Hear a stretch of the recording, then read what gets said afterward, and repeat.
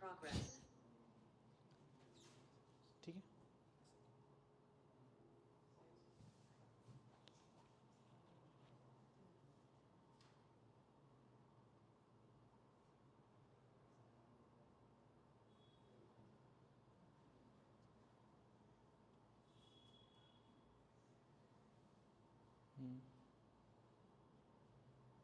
चलिए ठीक है.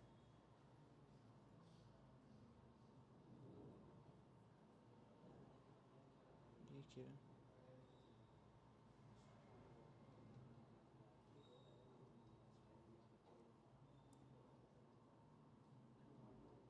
हटा दो. हेलो हेलो या okay yeah so science and tech current affairs, the next part. Okay, now first topic is indoor air pollution. Okay, indoor air pollution was in news a lot. Now indoor air pollution, you understand what is indoor air pollution? See, usually we hear about air pollution outside, correct, this is being emitted, this that. Okay, now indoor air pollution is also a major issue, and the thing is many people get affected by indoor air pollution. That's why government also, for example, government also came up with schemes to give gas cylinders to women. Why? To curb this issue of indoor air pollution. Okay, so even though when you are cooking using those firewood, then the pollution that is released for the outside atmosphere is not that much, but for the person who is cooking this, that affects a lot to that women or the person who is cooking. So indoor air pollution has many different things. Now indoor air pollution is usually something that people don't think about. Now you think about all those things, that this is being released outside, that is being released outside, but you are the life that you are leading is full of chemicals, many harmful chemicals that are around you, from the paints that are being used to the floor cleaning things that you use, to from what you wash your different utensils or whatever, everything is leaving fragments. Okay, so all those can lead to indoor air pollution. Now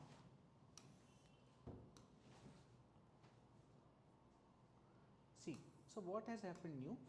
So these are some researchers from BITS Pilani. They have developed India's first indoor air quality scale to measure indoor pollutants. Okay, this is the first time this is being done in India. So now this is specific to India, because what happens indoor in people's houses, that changes from region to region. Okay, according to the climate, according to the culture. So here they are first time making it for India. Now their study identifies, now they have identified two main pollutants. Okay, one is benzene and other is carbon monoxide. These are the two pollutants. We'll study about them, what are the sources indoors. These are the two main pollutants they have identified. They also come up with a scale, like you have that AQI scale, air quality index, that is for ambient air quality outside. They have also developed a scale for indoor air. Okay, then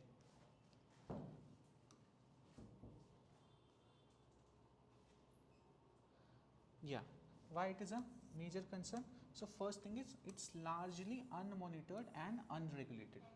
There are no formal standards. Okay, then high exposure can be 2 to 5 times more polluted than outdoor air. Okay, then sources, construction dust, household fuels, then cleaning agents, aromatic disinfectants, incense sticks, that agarbatti that we use. Okay, some people use it in closed.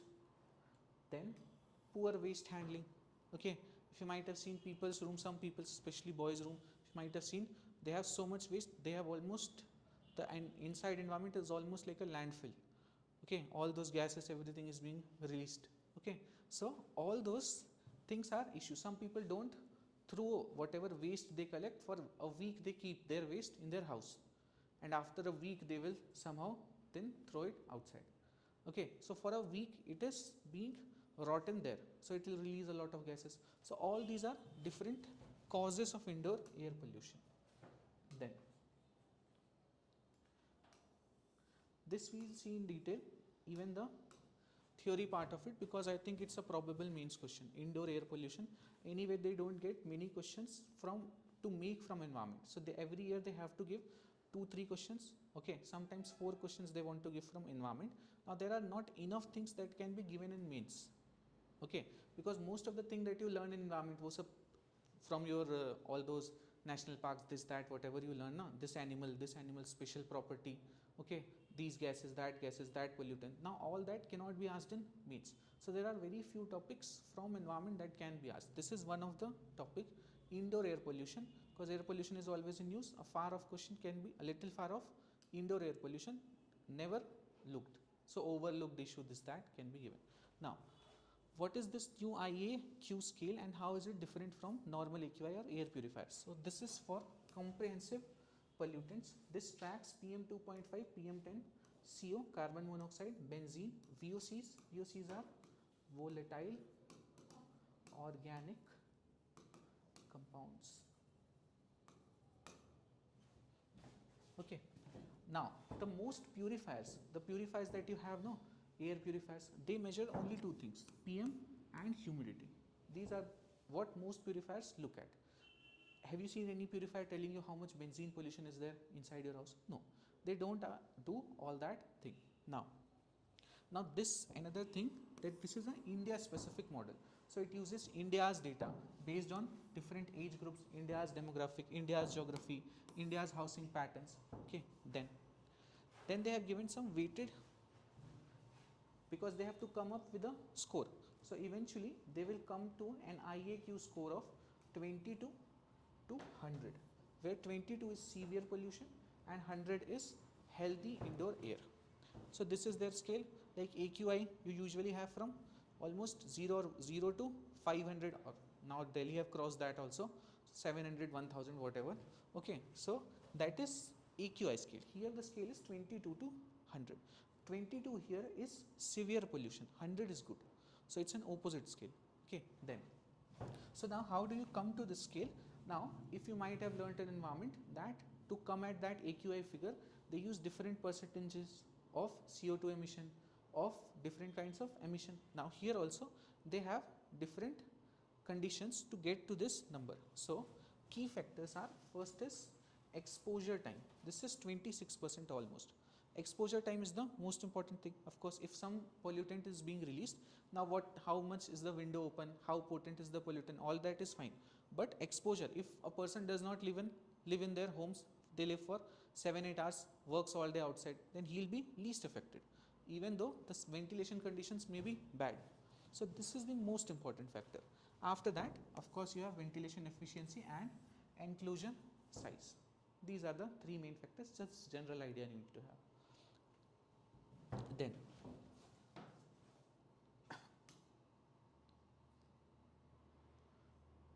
now health impacts of poor indoor air quality and who is most at risk. Now who is most at risk, this you can understand. Who is at home for most of the time?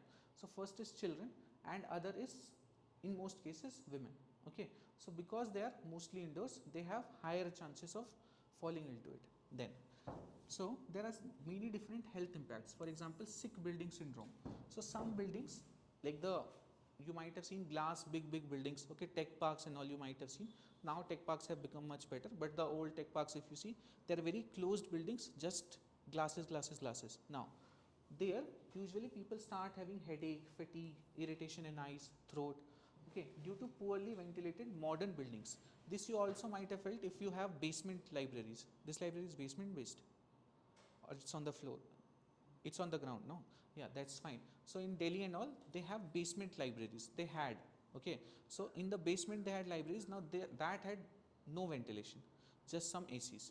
So there people started developing some headache, some problem, and some problems they used to develop because of no ventilation. So similar issues can be created by this sick building syndrome. Then there are chronic diseases. So long-term exposure, for example, to harmful chemicals can cause asthma, bronchial allergies, cardiovascular disorders, all these. Then high risk groups are women and children.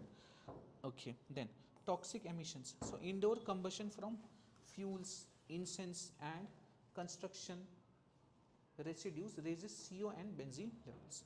So these are the major health impacts. Most affected are these groups. That's it. Then next, then these are the two major pollutants. Let's see their sources. So benzene, this is identified as the most dangerous indoor pollutant in the study. It is emitted from aromatic disinfectants, fuels and solvents. The phenylenol that you use, okay, those are aromatic disinfectants. All these colon, this, that, they can release benzene. So one major source is this. Other is of course fuel. If you know, fuel mostly are carbon based, whatever fuel you are using. So from that also you can get benzene and some solvents. Okay, these are the major sources of benzene pollution. Then long term exposure can cause you leukemia. Leukemia is what? Yes, leukemia is a type of cancer. Then anemia, cancers, then recognized as a carcinogen by WHO. So WHO recognizes benzene as a carcinogen. Carcinogen, it means cancer causing. Then you come to carbon monoxide. Carbon monoxide, why it is released? Most normal cause of it. Why is carbon? Yeah, incomplete combustion causes carbon monoxide to be emitted. So produced by gas stoves, that old gas stove people still use. Okay, oil burning furnaces, charcoal grills, incense in low ventilation settings, all these can release carbon monoxide. Basically, when the environment is not there for complete combustion to release CO2, CO can be released. You might have heard in winters some people die because they had their angithi or something on. You hear this? So in North India what happens? Sometimes when people have their closed houses and they use some form of coal or something for heating, and when everything is closed, then they don't realize. So CO is an odorless, colorless, you won't feel this, but you are constantly taking CO, and this carbon monoxide has better affinity to bind to your hemoglobin. That's why instead of oxygen, this CO binds and forms a complex. So now your body is not getting oxygen, you are taking CO, but before you could realize, many people die or they pass away without even realizing. Okay, so that is caused by incomplete combustion because it is closed chamber. So eventually the room does not have enough oxygen to form CO2. Then what will happen? CO will start forming, that is carbon monoxide. Then this causes CO poisoning and oxygen deprivation, then accumulates in closed rooms, buildings, silent rooms, all. So these are the two main pollutants. Then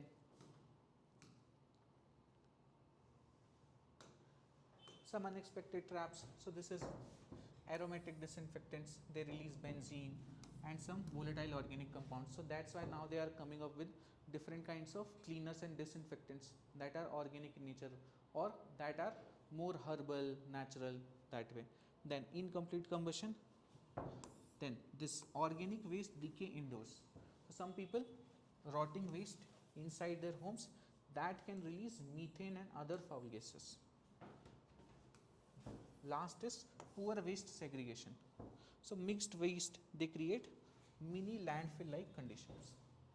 Very unclean home, everything is kept inside one dustbin for days and days, then it can create mini landfill conditions, again release of many harmful gases. The smell that you get is because of which gas? Huh? The smell, yeah? Yeah, methane has a, no, methane is not that smell. The smell that you usually get is because of H2S, hydrogen sulfide. Okay, this is hydrogen sulfide is said to have smell like rotten eggs. Okay, H2S. So hydrogen sulfide is also created. Like if you pass around drains, you might smell something, correct? Some rotten egg like smell, that is actually H2S. Then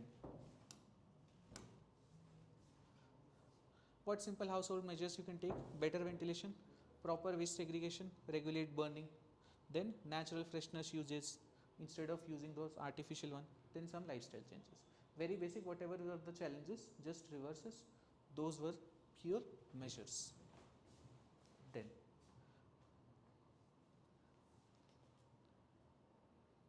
Then This is a case study that you can quote. This is what? PMUY, Pradhan Mantri Ujjwala Yojana. This was, so this in rural households earlier relied on biomass or kerosene for cooking. So there was very high concentration of PM 2.5 and CO levels, which caused respiratory illnesses. So then Pradhan Mantri Ujjwala Yojana came. Before, earlier, India also used to give subsidy on kerosene because people used to use kerosene for their cooking and for other purposes. Now we have completely stopped giving kerosene. Also, they started distributing this LPG cylinders, as well as sometimes they gave refill also. Now a major issue is that they are not getting it refilled, and they have started using firewood again. Okay. Now, so the intervention was that it will provide free or subsidized LPG connections to women from BPL households. Then runs awareness campaigns on safe LPG use and health benefits. Now, if LPG is used, then it can lead to 60 to 70% reduction in indoor particulate emissions. That is, PM emissions can reduce by 60 to 70%. Lower exposure for women and children is fine. Then reduced respiratory health risk. This is a case study that you can immediately quote there.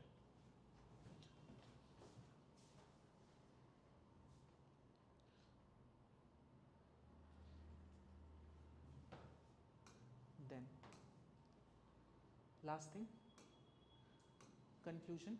Why does this IAQ scale matter for India? Because indoor air pollution is a silent chronic public health risk in India, often ignored in policy. This scale offers data-driven tool to bring urban. Yeah, this is the plan. That this should be included in building codes.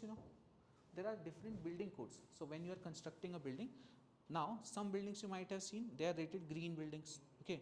So all those, or for even making a simple building, then also you need to follow certain codes. So that much ventilation, that much this, that height, everything has to be followed. Now, so this should also be included in building codes as well as urban planning and smart city missions. This is being suggested. Then strong ventilation norms. Okay, so there are ventilation norms actually in Factories Act. Okay. Industrial Disputes Act, all those act that govern industrial spaces, we have it written that this much ventilation should be there. Even in building codes it is there, but there is no proper implementation. Okay. Then these regulations, public awareness campaigns, and turn this all will be needed to turn whatever research outcome has come to be of citizen, to ensure citizen well-being. Okay. So this research is done. Now they have come up with a scale.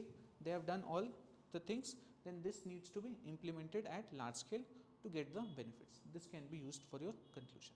Okay. Then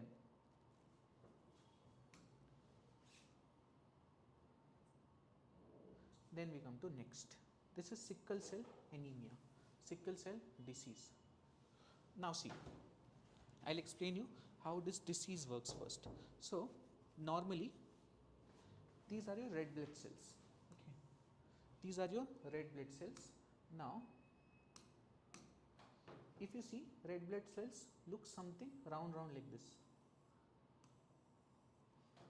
These are your red blood cells. Now they have something like this normal hemoglobin.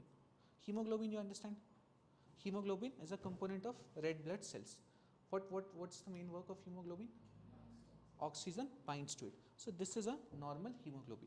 Now, because of some genetic disorders or mutations, in some people, this hemoglobin changes its shape. It becomes abnormal hemoglobin.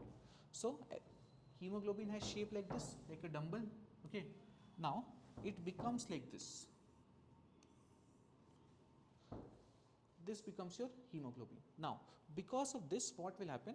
The shape of the red blood cell also changes and becomes like a sickle. You know sickle? You might have seen people cut crops with it, correct? So that is sickle. So then this becomes in the shape of a sickle. Now, just by this shape change you can understand all the issues it will create. See, first issue that it can create, of course, this normal hemoglobin main function is what? To bind oxygen. Then abnormal hemoglobin will not bind oxygen properly. Correct? This is the first issue. So people will start getting asthma or different kind of respiratory diseases. Now, second issue. Now, this RBC has to transfer in the entire body. This is actually your blood flowing, correct? So this blood has to flow from one place to another. Now, if you see, if these are round, then they can go straight like this, but if they are sickle like, they can create blockages like this. So another issue caused by them is sickle cells blocking blood flow. Next issue is blocking the blood flow. Then third issue. Now this normal hemoglobin, that is the original structure, that is stable in nature. So it is very strong. It does not break easily. But this structure, which is abnormal, is liable to be broken easily, and that leads to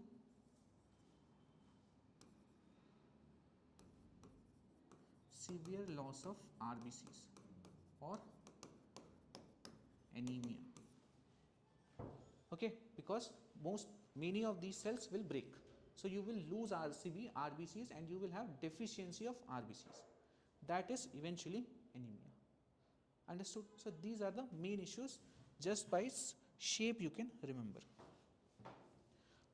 Then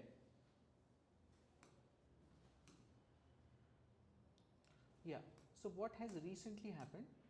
So a decade-long study at Gurugram hospitals was taken up, and they have come up with a bone marrow transplant for children. Okay, that can curb this sickle cell anemia. Now see, they have successfully cured sickle cell disease in children using bone marrow or stem cell transplantation, placing India among the leading countries in advanced pediatric transplant outcomes. Basic baat, that they have developed a system in which they are using stem cells. Okay, stem cells are, we had understood stem cells. Stem cells are something that regenerates all other cells. So stem cell replacement therapy, using that they are able to treat this sickle cell anemia, sickle cell disease in children. The worst form of sickle cell disease is sickle cell anemia. Okay, that is the worst form. Then what is sickle cell disease? So a group of inherited blood disorders affecting hemoglobin, the protein that carries oxygen.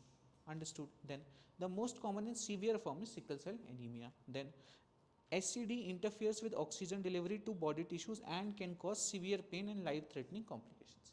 You have understood all this? Okay. Then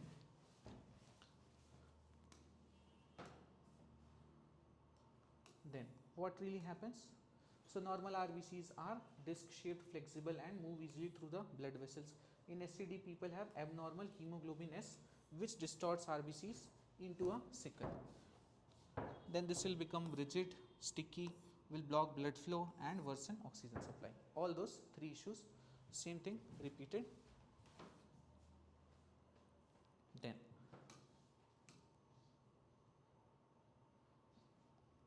now see why it is caused. It is caused by defective cell gene or mutation in the beta globin gene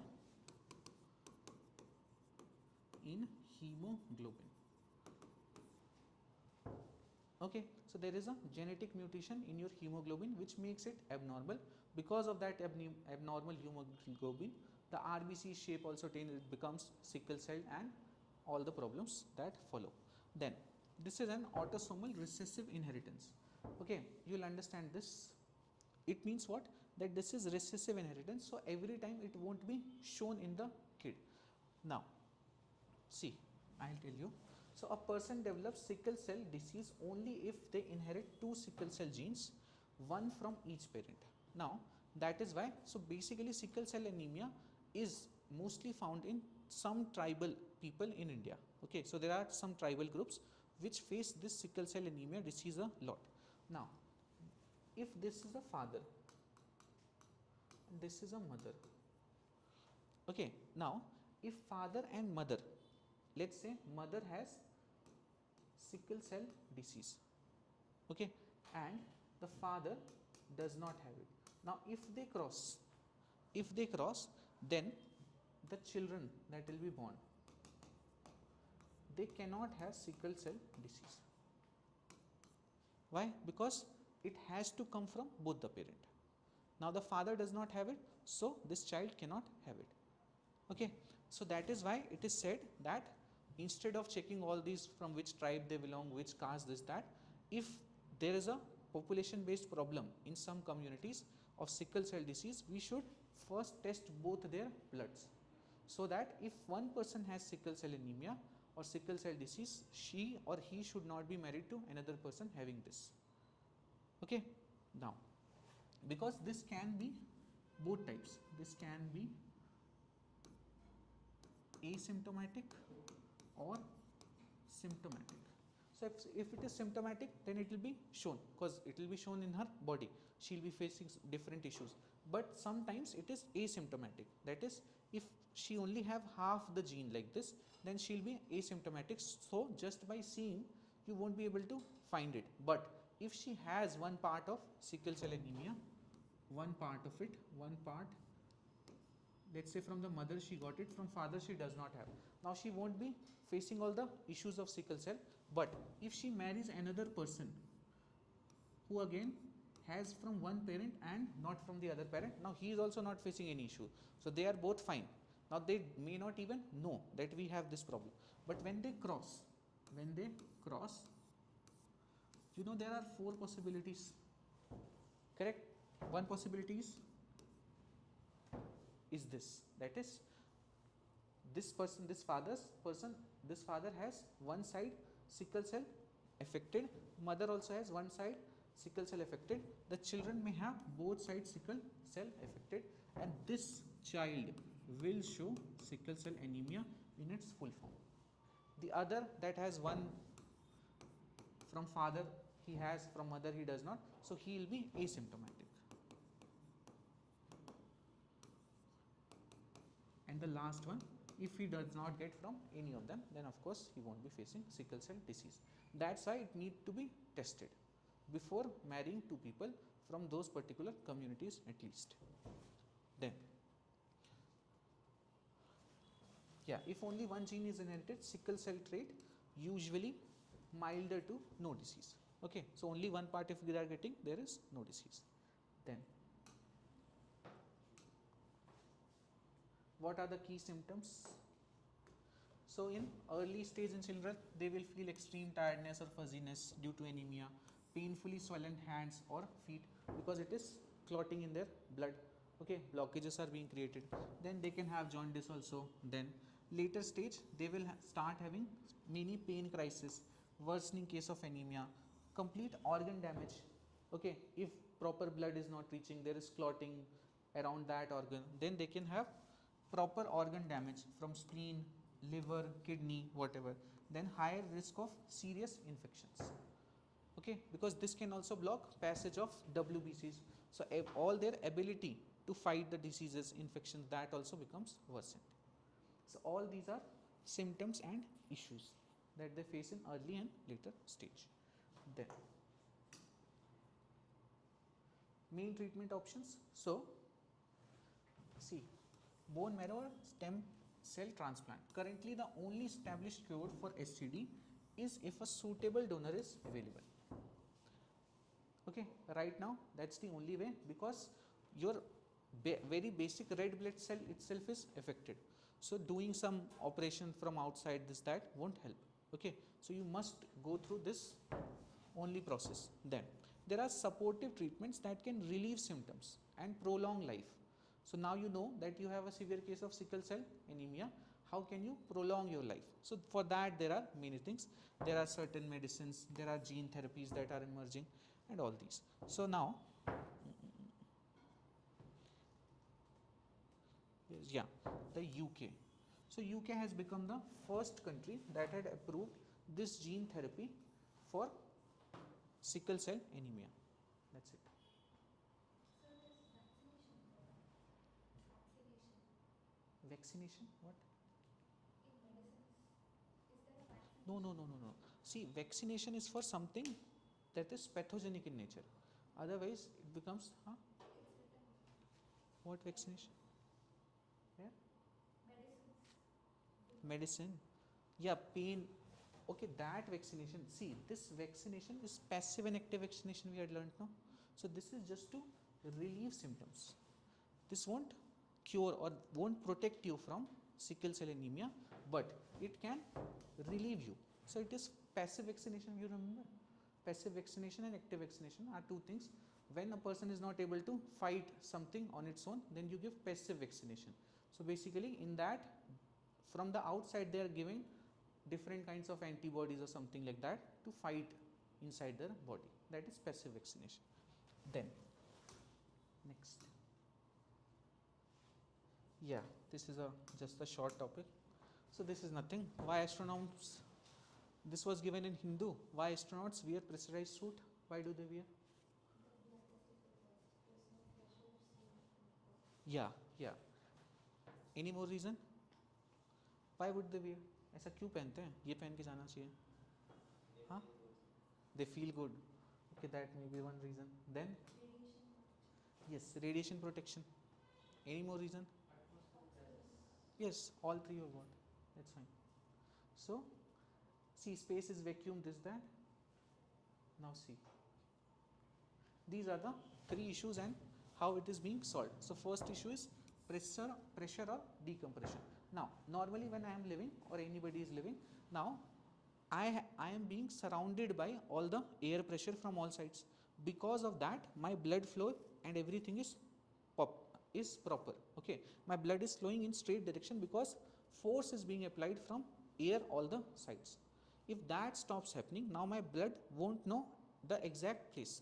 Okay, and if the pressure outside is almost zero, that can happen in space, then what will happen? Your blood will try to flow in that direction, bursting all your veins. So that is an issue. Other thing, that if you know about boiling, I think that much we are done. Okay, 2 lectures of science and tech. So boiling requires what? Boiling requires, yes, to break away the particles. If the atmospheric pressure becomes so low, then at that what will happen? Immediately it may start boiling even at your body temperature, because that is also enough. Boiling point decreases, so eventually it becomes so low that it can burst out, your blood will start boiling inside your body. So these are the two issues that are written. Then the next issue is oxygen. Oxygen is not available, so inside their suit they have processes through which they get the oxygen. Then last is temperature control. Okay, so in the space sometimes you may be facing the sun, then it may be very hot, many degrees Celsius, then also you have to survive, and sometimes you may not be facing the sun, so it will be very cold. So both of these can be controlled by the suits that they wear. So these are the three major issues and solved by all these suits. Then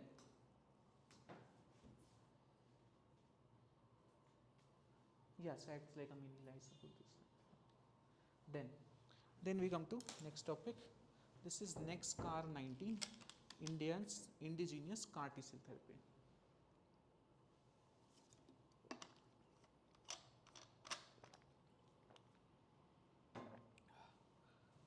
Now, this diagram is wrong. Okay, I have pasted it here to tell you that using too much AI is also not good. So what they have done, this is India's CAR T cell therapy. Okay, so this is being called first living drug. So they must have searched on the internet and they got this picture where he is holding a tablet. This is a cancer treatment. It cannot be go by taking a tablet. This is a wrong image. Okay, then. So next CAR T cell therapy. See, in science and tech lecture, we do the CAR T cell therapy. Okay, now I will explain you in short how it works. So basically, what they do, if there is a person, now this person has a one very specific case of cancer, that is B cell based leukemia. Now if his B cells are affected, now what can be done? You know about B cells and T cells? B cells and T cells, you know? Yes. So these are parts of WBCs. Okay. B cells and WBC, you understand? WBCs have two parts mainly, B cells and T cell. So B cell does what? In one word, they produce antibodies. T cell does what?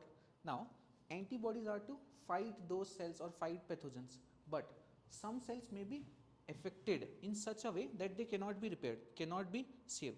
Then what must the immune system do? Immune system must destroy them completely.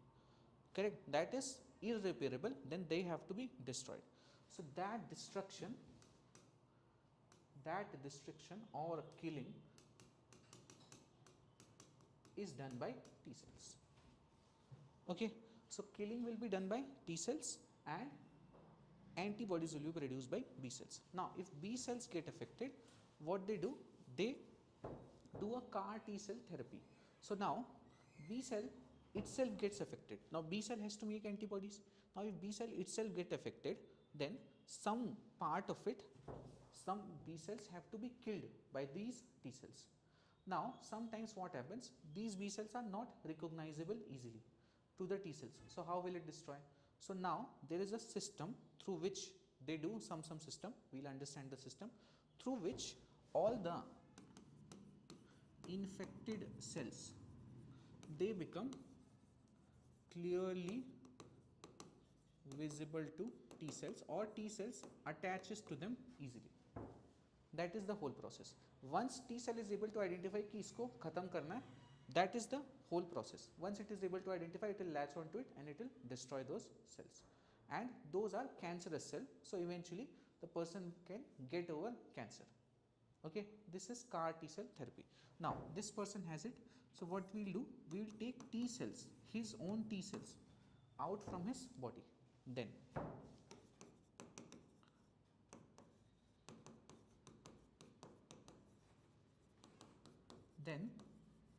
there is something called chimeric antigenic receptor, that is CAR. That's why the name CAR T cell. So then after taking these T cells out, they will enter this CAR into the T cells. Okay, CAR is the capability to identify those infected B cells.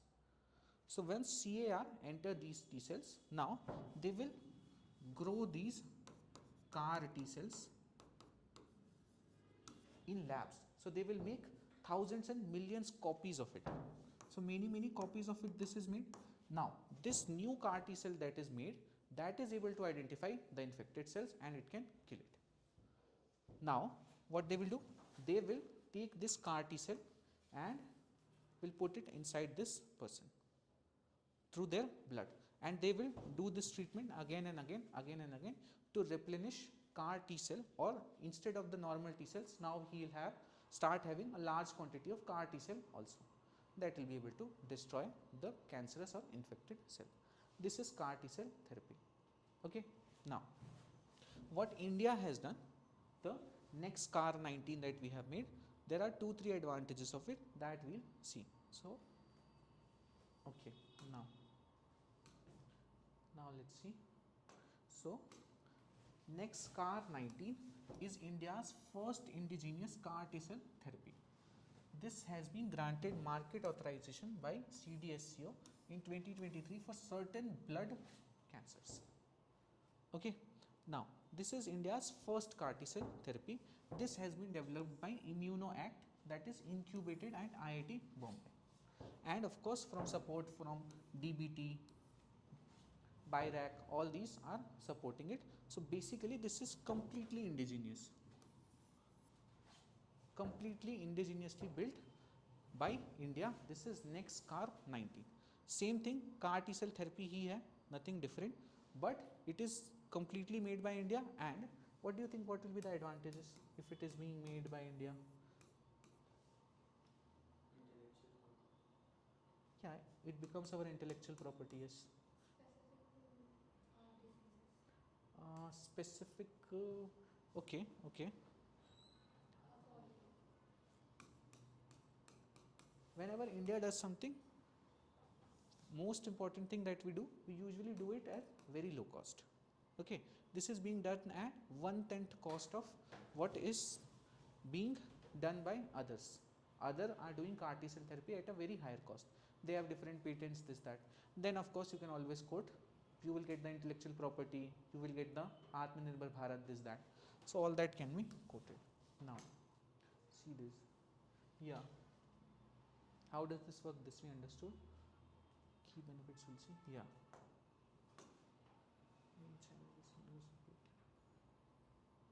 Yeah. What makes our one unique?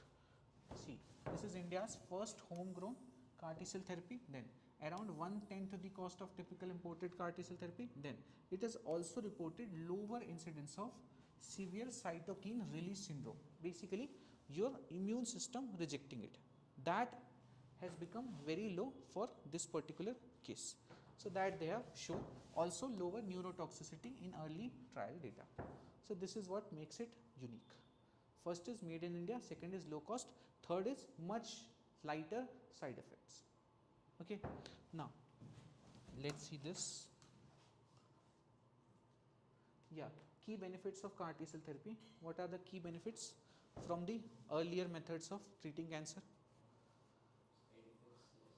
Yeah, less side effects. For example, chemotherapy, you might know, it has much wider side effects, correct? So it has less side effects. Others? Yes, it is much more targeted because you are changing that, you are entering CAR, so it will attack the infected cells only. Cheaper, not really. Cheaper, in the long term it will be, yes. Then? So it attacks all the infected cells or just the B type of infected cells? No, it is only, see, B type of infected cell, as in you have this B cell based cancer. It is not for treating all types of cancer. Okay. For example, right now, most of the cancer treatment that you hear, you might hear about, this is for blood cancer, that is for blood cancer. Why all this is for blood cancer? So understand that in blood cancer, everything is flowing already. Okay. So if your B cell is affected, anyway the T cells or other cells are interacting with it. It may not be able to identify it, but it is always moving around. Correct. So that can be treated easily. So most experiments, everything is done on blood cancer. This is also for blood cancer. Now the cancers that you might think of, where you have growth in your brain or in your lungs or in your liver, so all that is much more difficult to treat. That won't be dealt with CAR T cell therapy or anything. That is specifically for B cells, because it anyway interact with the T cells. Okay, right now we have developed this only. This will also we'll understand in challenges. This is one of the challenges, that it is very specific to this cancer. Okay, then so there is shorter treatment course. Okay, then there is sustained protection. Why? Because during chemotherapy you get radiations and your infected cells are killed, but after you go out from the hall, then there is no protection. Correct. So eventually they are trying to kill all your cancer cells to get you better in chemotherapy. Here CAR T cell is now inside your body.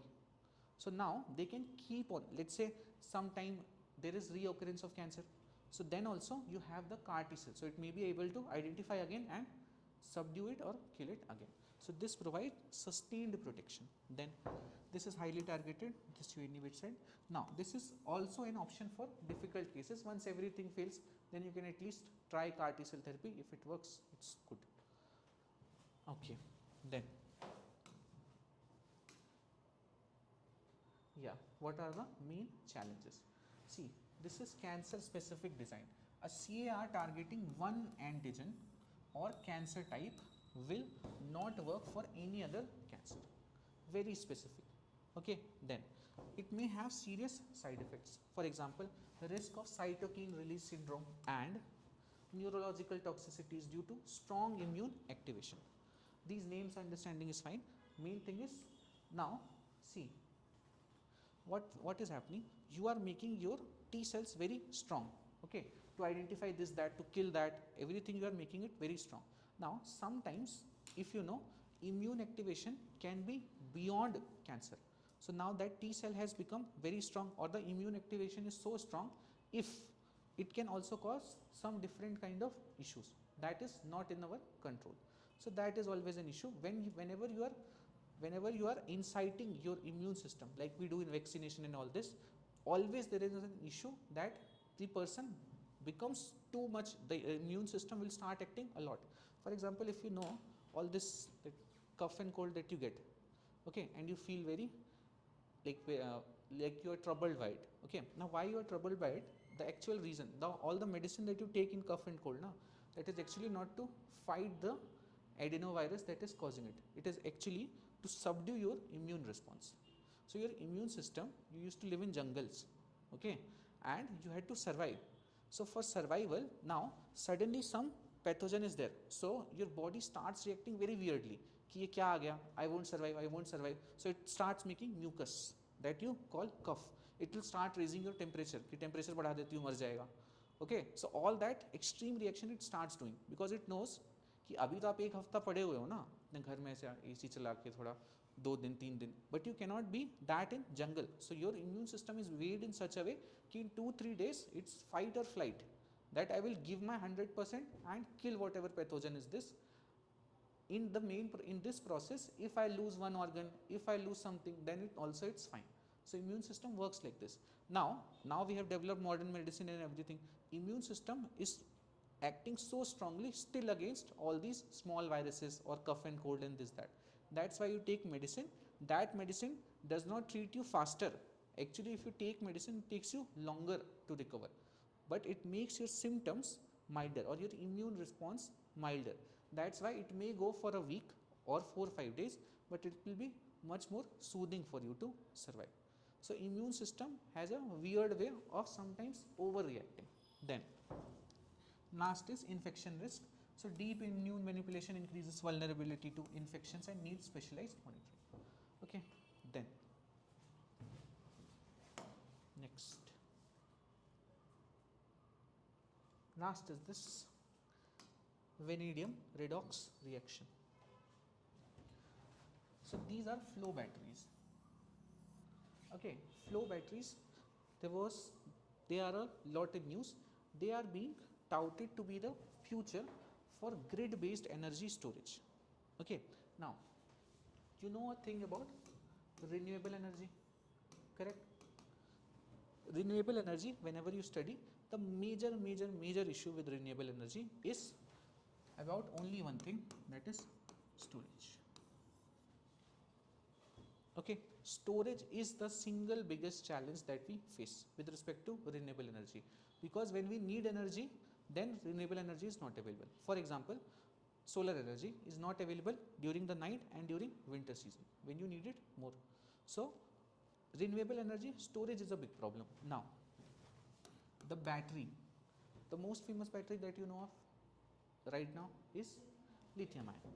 So lithium ion batteries, this is the most famous one that you know right now. Now lithium ion batteries are not good for large storage. Now why they are not good? First of all, for that large storage their cost is high. Why? Because they are very sophisticated. Okay, they are very sophisticated, they are made after a long process, complex systems are there, its cost is very high. Then there is also always risk associated with it, because it is a solid state battery, it can immediately catch fire, it is always flammable in nature, so risk is also higher. Then the capacity is mostly fixed.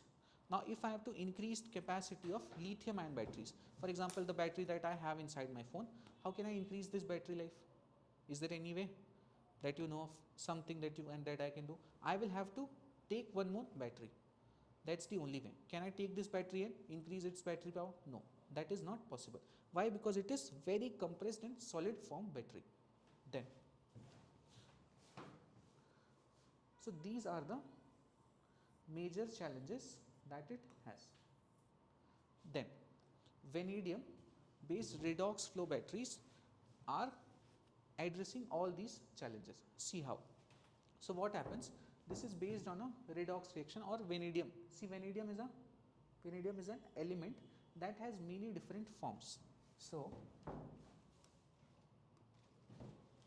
vanadium exists as 2 plus, as 3 plus, as 4 plus, and as 5 plus. These are oxidation states. Okay, so vanadium can exist in all these states. Now they make something like this. You will understand how they make flow batteries. So what they are doing, they keep electrolytes. You understand electrolytes? So basically electrolytes are something that will allow passage of electrons, this, that. Okay, so they have two kinds of electrolytes. So they have positive electrolyte tank and they have negative electrolyte tank. Now see, negative electrolyte tank does only one thing, that it keeps on providing electron. Okay, now what will happen? Now see, now this is connected here.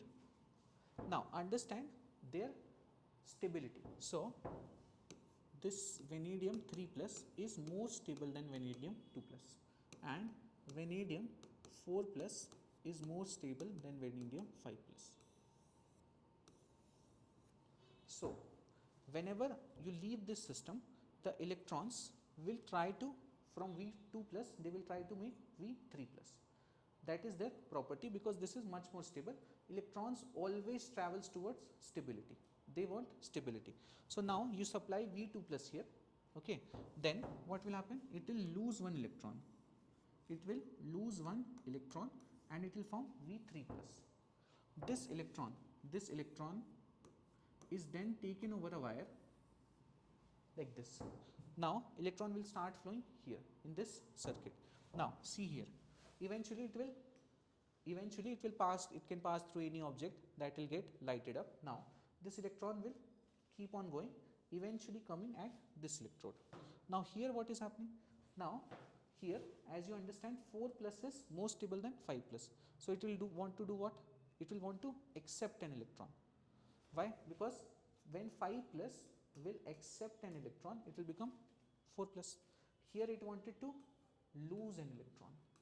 So this part wants to lose an electron, this part wants to gain an electron. So what will happen? Eventually this electron will come here and VO2 plus gets converted into this. Now the circuit is complete. This is connected by electrolytes. Now this will, from where you are getting this VO2 plus? From this positive electrolyte tank. From where you are getting this V2 plus? From this negative electrolyte tank. Now everything is connected. In between, if you put a bulb, then bulb will get lighted up. Okay, this is how simple potential difference works. So this becomes negative and this becomes positive. There is a potential difference. That's why electrons will start flowing. Now this flow of electron is called electricity. So that you are able to harness. Now you can, here they have put a bulb, you can put an entire city, not entire city but at least an entire building, just by bigger this vanadium batteries, and it will get used. Now all these reactions, nothing is useful, just this basic understanding. Now the good things, now you understand from the diagram. See, now I have positive electrolyte here, negative electrolyte here. Now if I want to increase the capacity of this battery, what can I do? Yeah, simply I can increase the electrolytes. Correct? ये छोटा बाल्टी है, इसकी जगह बड़ा बाल्टी ले लूँगा. That's it. I will take a bigger bucket of positive and negative electrode. Then what will happen? More electrons will be available here. More electrons will be needed here. More electricity will start flowing. Simple. So now I can connect many buckets like this. I can create this much bigger. Okay. Now in lithium ion batteries, if you know that your phone, anything, if it gets discharged completely, then it takes time to get on, and it is said that you should not get them completely discharged, because lithium ion batteries are not made in a way that they can go to zero charge and then get charged again, because there is always flow of lithium that is needed.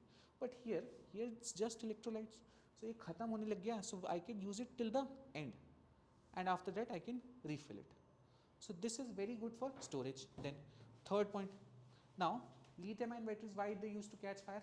Because they were solid. Okay, now and inflammable. Now this is entirely, electrolytes are what? They are based on water or some solvent. So basically now this also is electrolytic medium. So this entire thing is liquid. So catching fire also, the risk of it becomes almost negligible. So catching fire also becomes solved. So you have solved this risk also. Then capacity fixation is also solved. Third issue was of cost. Now cost of making this initially is tough. So if I have to do some small storage for some small amount of time, then this is costly. Lithium ion is very cheap. But if I have to do something on grid scale, then I like right now we have all those substations for electricity. Now there, if I have this in one big substation, I can make it mini storied also, this tanks, then I don't have a problem. I can have them fixed, and if I increase their capacity, then they will become much more cost efficient than lithium ion batteries.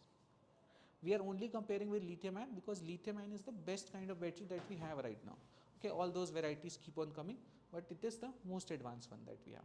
So even better than lithium ion are these vanadium redox flow battery. Redox is because of these are oxidation reactions, and flow because there is flow of water or liquid here.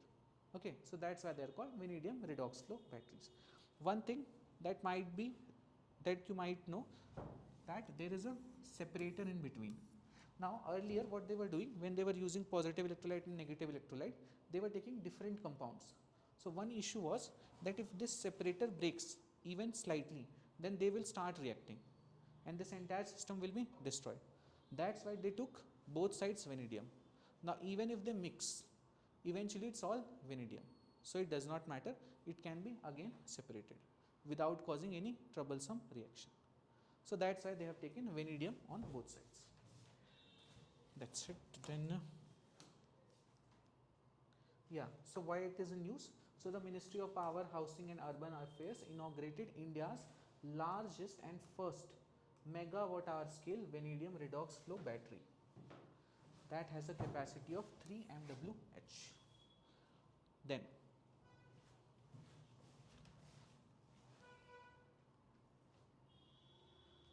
Ministry of Power and Housing and Urban Affairs. Okay, then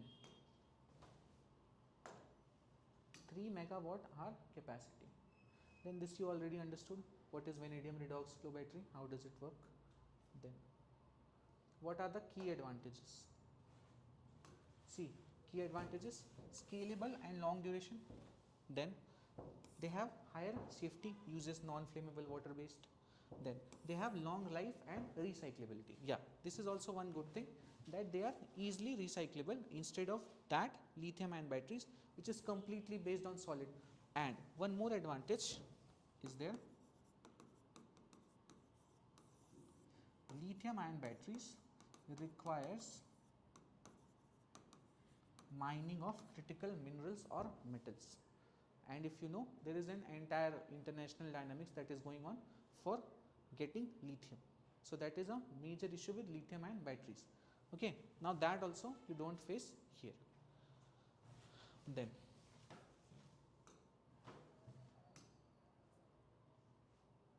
yeah, this is the comparison table. We have done most of it. So first is fire or thermal runaway risk is there with lithium. This is non-flammable. Then this works better in short to medium duration. That is, if you have to do 1 to 4 hours, lithium ion is better. But for longer durations, for daily deep cycling means if you are reducing it to 0 and then 200, 0 to 100. If you are doing this, then this works better. Then now if I have to scale, scaling often needs more full packs. Again, whole new batteries I need. Here they can be scaled just by bigger tanks and bigger stack. That's it. Then they are good, but repeated discharge can degrade them faster. Now they are highly cyclable and 100% discharge is also possible. Next is recycling is more complex. Electrolytes are reusable and recoverable.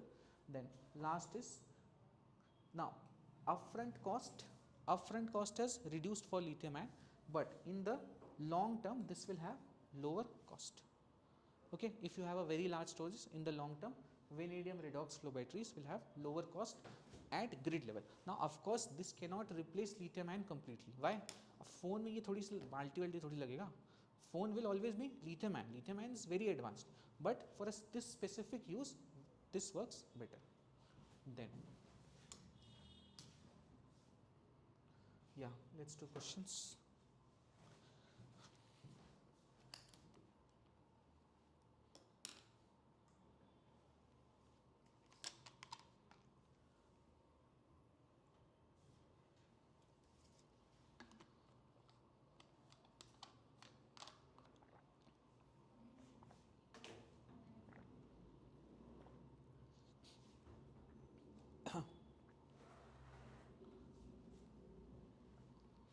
What will be the answer?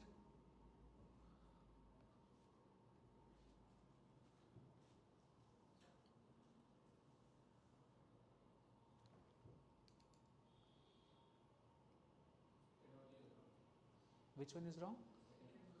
Second one is wrong. Okay. 1 and 3. 1 and 3. 1 and 3 are correct. Yes, this is an India specific health based model that integrates factors like age, geography, income and housing patterns. All these are included. It was written demography there, means the same thing. Then which is the wrong statement? This is not 0 to 500, this is actually 22 to 100. Then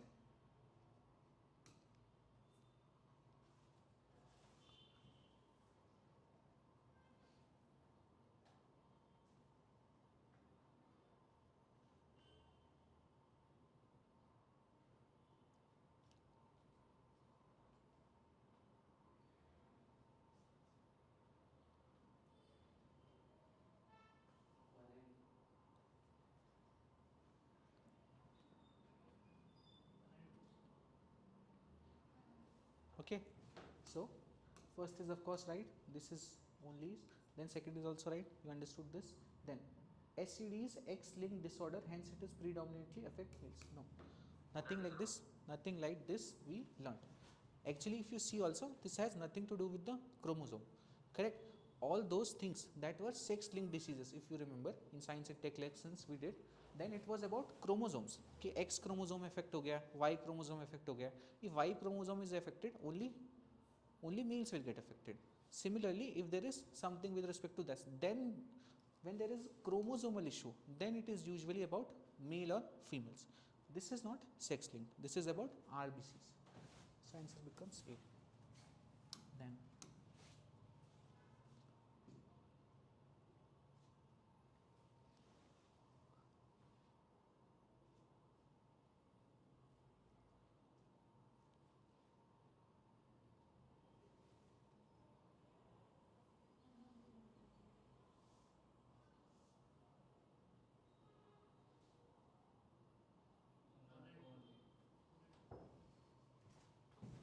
okay, what it says, next CAR is India's first ingeniously developed. This is fine. Then CAR T cell therapy works by genetically modifying a patient's own T cells so that they can recognize and kill specific cancer cells. Yes.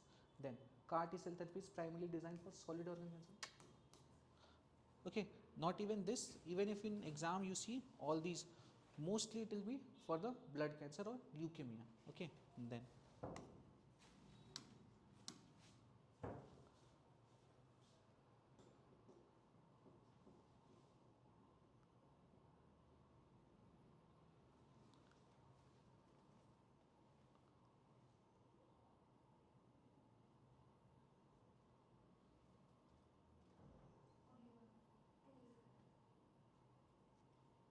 okay,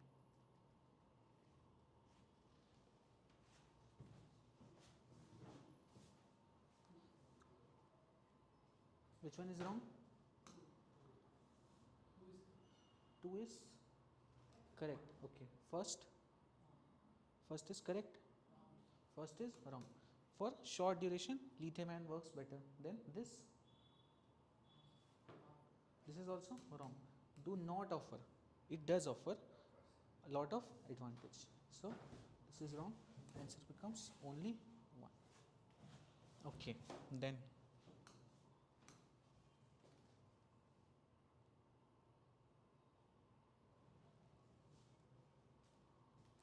Yeah, tell. What was the first topic? Yeah, indoor air pollution. In this, we had seen one institute's name. Yes, so it was BITS Pilani, Goa campus, whatever. Then they came up with a scale. Scale was from 22 to 100. Which was bad? This was severe. This was good. Okay, what were the two major pollutants? CO and benzene. Okay, that's it. Then next was what? Sickle cell disease. Okay, now sickle cell disease. Why it is caused?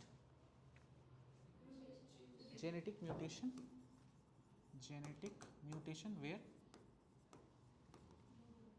In the globin or hemoglobin. Because of that there is distorted hemoglobin or then distorted sickle cells.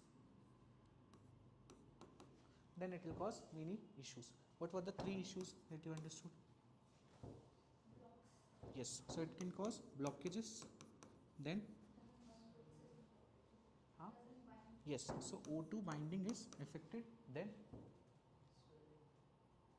swelling is a manifestation of it. Another problem, blockage is there, O2 is stopped, this easily breaks, it gets broken easily, correct? So these are the issues. Then you can derive what will be the manifestations of it. Blockage हो रहा है तो organ damage हो जाएगा, oxygen नहीं पहुंच रहा है तो एस्थमेटिक एंड रेस्पिरेटरी डिसीजेस होंगी, all this. Then next was what? Astronauts तो क्या है? Okay, so there are three issues you anyway understand because of pressure, heat and oxygen. All these three have to be provided in just like earth. Then fourth, yes, so this was next car 19. So basically they alter the T cells, okay, through something called CAR. In more detail we will also see in science and tech. Okay, now next car 19 is made by whom?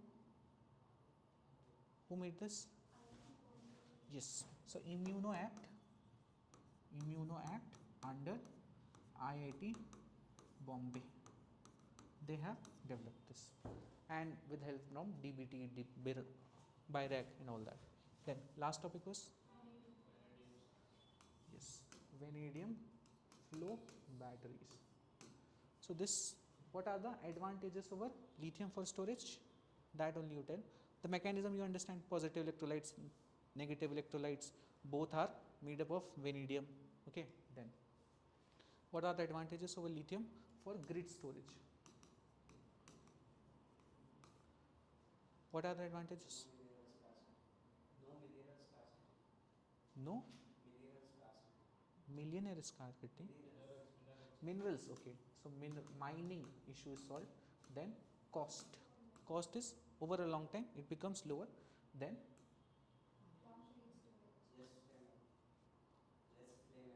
yes, so it is not inflammable,